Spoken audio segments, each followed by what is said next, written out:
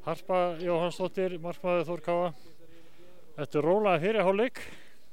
Fengum við bráðfjöra og skemmtilega seinni hálfleik, 4 mörk. Hver eru svona viðbrögðin eftir í leikslok? Ég held að það sé eiginlega bara svekkelsi. Við komum hérna til að sækja 3 stig og úr því sem komið var kannski fínt að ná jafntefli en mér fannst við líklegri að bæta við marki og mér finnst til bara karakter hjá liðinu reyndar að koma 2 stig tilbaka. Þannig að ég er svekkt eftir leikinn dag. Þið voru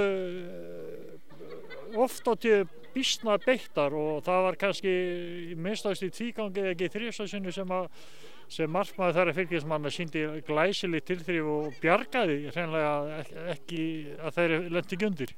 Já, algjörlega. Mér fannst við vera mjög beittar fram á því eins og sagðir og við vorum eiginlega bara ofnar en komum ekki inn og vel gert hjá henni líka en við eigum líka að nýta eitthvað af þessum færum aðeins betur.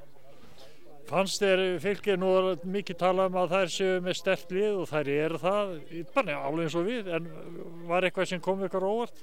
Nei, alls ekki. Við byggumst við nákvæmlega þessu held ég. Þær eru með svipað lið og við, ungar og efnilega stelpur sem eru bara að fá sénsinn og þannig að við vorum alveg viðbúnar öllu þessu sem kom. Það stutt í næsta leik og þá koma káringar í heimsókn, hvernig leggst það ykkur?